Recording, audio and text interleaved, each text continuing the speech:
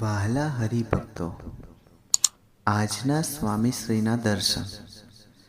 અમારી આ જીગર સ્ટુડિયો ચેનલને લાઈક, શેર અને સબસ્ક્રાઈબ કરવાનું ભૂલતા નહીં. જય સ્વામિનારાયણ.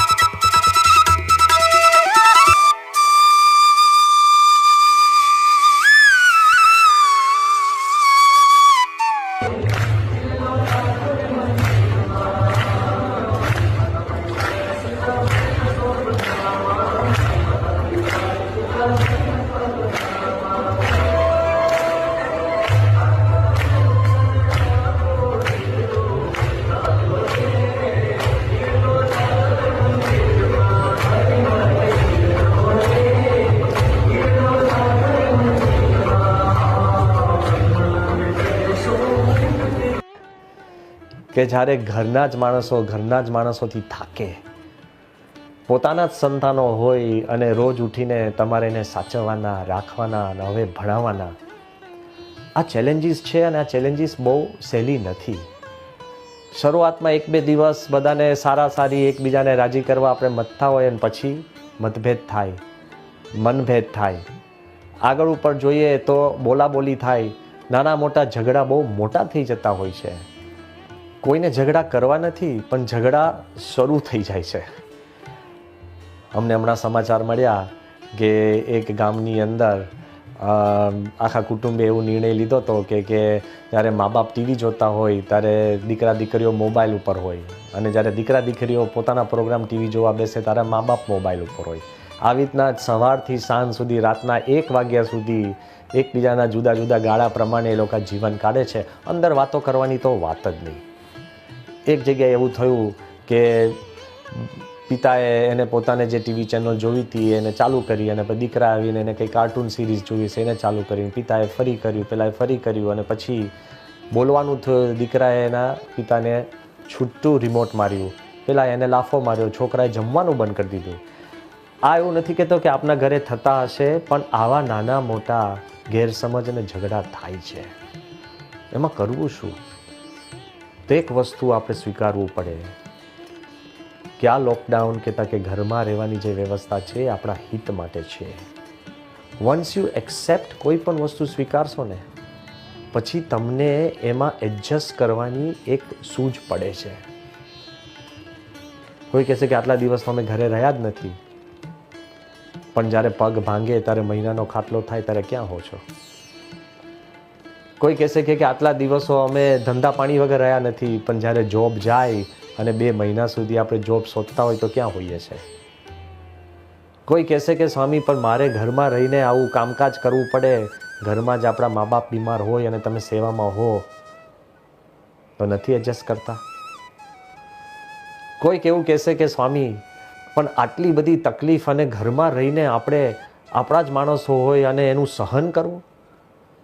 પણ પ્રમુખ સ્વામી વારંવાર કહેતા કે આપણને જ્યારે ગરજ હોય ને ત્યાં આપણે સહન કરીએ જ છીએ. જોબ માટે ઇન્ટરવ્યૂ આપવા ગયા હોય અને ઇન્ટરવ્યુઅર ગમે તેવું આપણી જોડે બેફામ વર્તન કરે કે બોલે તો સહન નથી કરતા, ચૂપચાપ સહન કરીએ છીએ. પરદેશની કોઈ પણ એમ્બસીની અંદર વિઝા લેવા ગયા હોય ને પેલો ગમે તેટલું આપણને 5-15 આડાઅવડા પ્રશ્ન પૂછે અને આપણને એકદમ માન હણા એવા પ્રશ્ન પૂછે તો પણ વિઝા જોઈએ છે તો ગરજવાન થઈને સહન નથી કરતા, કરીએ જ છીએ. દીકરા દીકરીનું એડમિશન લેવા જ્યારે સ્કૂલમાં જઈએ ત્યારે જે સ્કૂલ ગમતી હોય ગમે તેટલા ધક્કા ખવડાવે તોય આપણે ગરજવાન હોઈએ તો આપણે સહન કરીએ જ છીએ. લોન લેવા ગયા હોય, અરે મિત્ર પાસે કંઈક મદદ માંગવા જ ગયા હોય, જ્યારે વ્યક્તિ ગરજવાન હોય ત્યારે સહન કરે છે, એમાં કોઈ પ્રશ્ન થતો નથી. તો એમ કેમ ન વિચારીએ કે ઘરમાં આપણે ગરજવાન થઈને રહીએ? ગરજવાન એટલે કે ઘણા મા બાપ કહેતા હોય છે કે અમારા દીકરાઓ અને દીકરીઓ હવે નાના છે, સમજી શકતા નથી. તો મારે પ્રશ્ન એ છે, દીકરા દીકરી આપણને સમજશે કે આપણે દીકરા દીકરીને સમજવા પ્રયત્ન કરવો પડશે? આપણા જ સંતાનોમાં 2 સંતાન હોય, નાનો દીકરો ને મોટો દીકરો, 2 ઝઘડીને આવે તો આપણે મોટાને શું કહે છે કે ભાઈ તું મોટો છે, તું સમજ. તો આપણા સંતાનો કરતાં આપણી ઉંમર મોટી છે, આપણે જિંદગી જોઈ છે, આપણને ખબર છે બારે પરિસ્થિતિ શું છે. છોકરાઓને કદાચ ખબર ન પણ હોય. પહેલો નિર્ણય લઈ લો કે સમજવું આપણે પડશે. બીજો નિર્ણય એ લેવો પડે કે આપણે જ સહન કરવું પડશે. Not outside. છોકરો બોલી જાય, સહન કરી લો, સાચવી લો. ત્રીજો નિર્ણય આપણે લેવો પડે કે આપણા સંતાનો છે, આપણું કુટુંબ છે, તો જો આપણે બહુ વિવેકથી અને વિચારથી અને ખરેખર એમાં સમય કાઢીને આપણે સમય ઇન્વેસ્ટ કરશું તો આ મહિનો એ આપણી માટે અનપ્રોડક્ટિવ નહીં થાય, હાઈલી પ્રોડક્ટિવ થશે. એમ તમે કેમ વિચાર નથી કરતા કે આપણને આ મહિનો મળ્યો આપણા સંતાનો અને આપણા કુટુંબ સાથે કનેક્ટ થવાનો? આ મહિનો આપણે બહુ જ વ્યવસ્થિત રીતે એનું પ્રિપેરેશન, પ્લાનિંગ કરી, રોજનું રોજ વિચાર કરી કેવી રીતના આપણે સમય ગાળવો, કેવી રીતના આનંદ કરવો, કેવી રીતના દીકરા દીકરીને શીખવાડવું. આપણે સમય કાઢશું ને તો આ મહિનો એટલો ચમત્કારિક બની જશે કે આગળ ઉપર આપણું કુટુંબ બહુ જ સારું અને વિશિષ્ટ રીતે આપણે સાચવી શકશું ને જીવી શકશું. Turn this thing into a challenge. ધારો કે હું આપને કહું કે જેટલા મા બાપો છે એ બધાને શિક્ષકની નોકરી આપવામાં આવે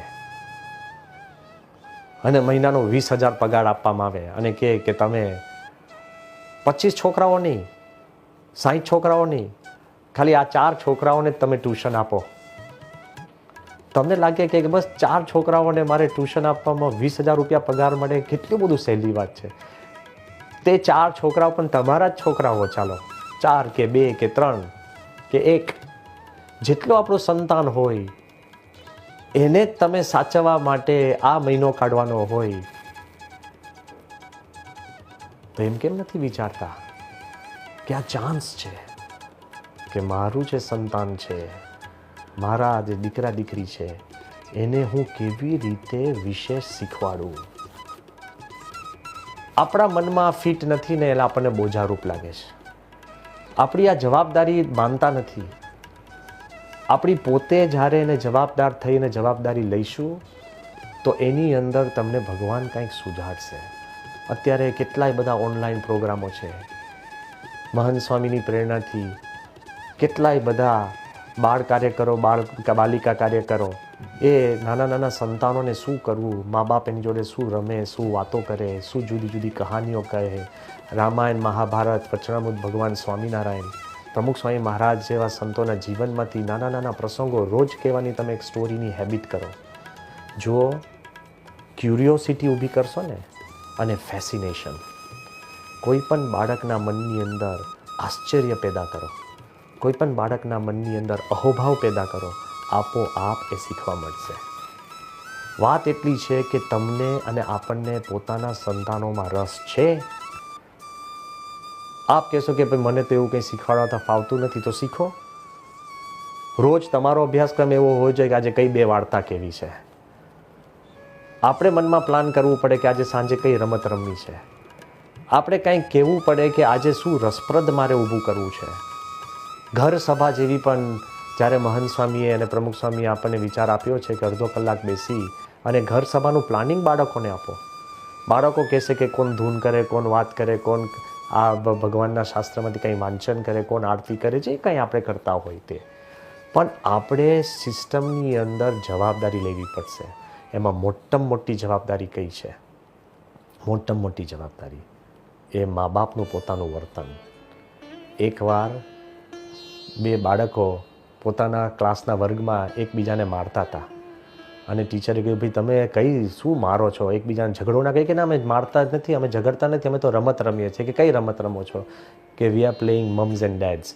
અમે માતા પિતાની રમત રમીએ છીએ. કેમ? કે અમારા ઘરમાં મારા માતા પિતા ઝઘડતા જ હોય છે. તેમ વિચારતો ખાસ વિચારજો કે તમારા દીકરા દીકરી આજે 24 કલાક આપનું વર્તન જુએ છે. મોટેથી ઘાટો પાડો, કોઈ છાંચ્યું ભરે, ઊંચા સાદે ઝઘડાઝઘડી કરીએ તો એ આપણે સંસ્કારની બદલે કુસંસ્કાર આપીએ છીએ. આ સમયમાં તો માઇક્રોસ્કોપ કહેતા કે દૂરબીન આપણા જીવન ઉપર છે. પતિ પત્નીએ તો નક્કી કરવું જ જોઈએ કે આ લોકડાઉનની અંદર જરા પણ ઊંચે અવાજે ગુસ્સો, ક્રોધ, ઝઘડો કરવો જ નથી. મા બાપ દીકરાને રોલ મોડેલ તરીકે આપણે ઊભા રહેવું પડે. કદાચ આપને લાગશે કે સ્વામી કે આ તો બહુ મોટી વાત કરી દીધી, પણ આ લોકડાઉન નાની વાત નથી, મોટી વાત છે. આપણને લાગે કે 1 મહિનો પહેલાં વિશ્વયુદ્ધ વખતે 5 વર્ષ, બીજા વિશ્વયુદ્ધ વખતે 6 વર્ષ આખા દેશો બંધ રહ્યા છે. એમાં પણ ભગવાને આપણને સામર્થ્ય આપી છે, એમાં પણ મનુષ્ય એમાંથી બહાર આવ્યા છે. મોટી મોટી આપત્તિઓમાંથી પણ આપણે નીકળ્યા છે. ભગવાન અને સંતનો વિચાર કરશું ને તો આપણે બીજાને સાનુકૂળ થઈશું, આપણે બીજાનો વિચાર કરશું અને મોટા જ્યારે નાનાને સમજતા થશે તો જ આમાંથી કંઈક રસ્તો નીકળશે. એકવાર ન્યુયોર્કની અંદર પ્રમુખ સ્વામી મહારાજ બિરાજમાન હતા અને ત્યાં એક નાનો બાળક જેનું નામ યોગી, એ કીર્તન ગાતો હશે. એમાં કોઈક એક અન્ય હરિભક્ત પ્રમુખ સ્વામી પાસે આવ્યા અને સ્વામી જોડે કંઈક વાત કરવા લાગ્યા. એનું મન સાચવવા પ્રમુખ સ્વામીએ એને કાન દીધો અને પેલા વાત કરતા હતા. પેલો છોકરો કીર્તન ગાતો બંધ થઈ ગયો. થોડીક વાર રહીને પ્રમુખ સ્વામી કહે, કેમ તું કીર્તન ગાતો બંધ થઈ ગયો? તો કે હું શા માટે ગાઉં, કોઈ સાંભળતું જ નથી ને મને. સ્વામીએ એકદમ હાથ જોડીને કીધું કે યોગી, આઈ એમ સોરી, તું મને માફ કર. પછી એ છોકરાએ કીર્તન શરૂ કર્યું. મોટા જ્યારે નાનાને સમજે, એવું જ ઘરની અંદર જે વડીલ છે, જે આપણે બીજાને સમજીએ. વાંક તો સ્વામીનો હતો નહીં, છતાં પણ સ્વામીએ માફી માંગી. અને એ છોકરો અત્યારે પ્રોફેસર બની ગયો, યોગી ત્રિવેદી પ્રવચનકાર બની ગયો, પોતે જર્નલિસ્ટ બની ગયો, પ્રેઝેન્ટર, વિચારક, લેખક, ક્યાં ને ક્યાં આગળ એને સિદ્ધિ પ્રાપ્ત કરી.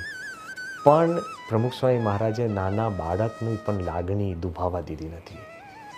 આપણે આપણા ઘરના છે, આપણા કુટુંબ જ છે, આપણા જ સંતાનો છે, એની લાગણી સાચવી, એને સમજી, એને અનુકૂળ થઈ, રોજનું પ્લાનિંગ કરી, આપણે જ એના મહિના માટે શિક્ષક છે એવું વિચાર કરીને આગળ વધશું તો હકીકતની અંદર ભગવાન આપણને સુજાડશે.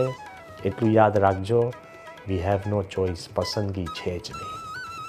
નક્કી કરીને બેસજો કે આપણા ઘરમાં લેશ માત્ર ક્લેશ થવા દેવો નથી, સહન કરો. કોને કરવાનું? જે એમાં ઇન્વોલ્વ છે બધાએ કરવાનું. શા માટે કરવાનું? ઘર સાચવવા માટે. દુઃખ ઝાઝું છે, ક્લેશ ઊભો કરીને વધારવાની જરૂર નથી. ભગવાનને પ્રાર્થના કરજો, જે ઈષ્ટદેવમાં આપ માનતા હો, જે સંતમાં કે જે ગુરુમાં આપ માનતા હો, પણ ભગવાન અને આપણા ગુરુને પ્રાર્થના કરજો. કદાચ તમે ધાર્મિક ન હો તો મા બાપમાં માનતા હો, કદાચ તમે મા બાપમાં પણ ન માનતા હો પણ ઉચ્ચ વિચારમાં માનતા હો, પણ ભગવાન અને ઉચ્ચ વિચાર અને આપણાથી વડીલોને માન આદર આપી આપણે પણ આપણી જવાબદારી પૂરી પાડીએ તો અંતરમાં સુખ રહેશે અને શાંતિ રહેશે. અને આમાંથી પણ આપણે રતિવા સારા થઈને નીકળીશું એવી જ આજે ભગવાન સ્વામિનારાયણ અને ગુરુ હરિ મહંત સ્વામીને પ્રાર્થના.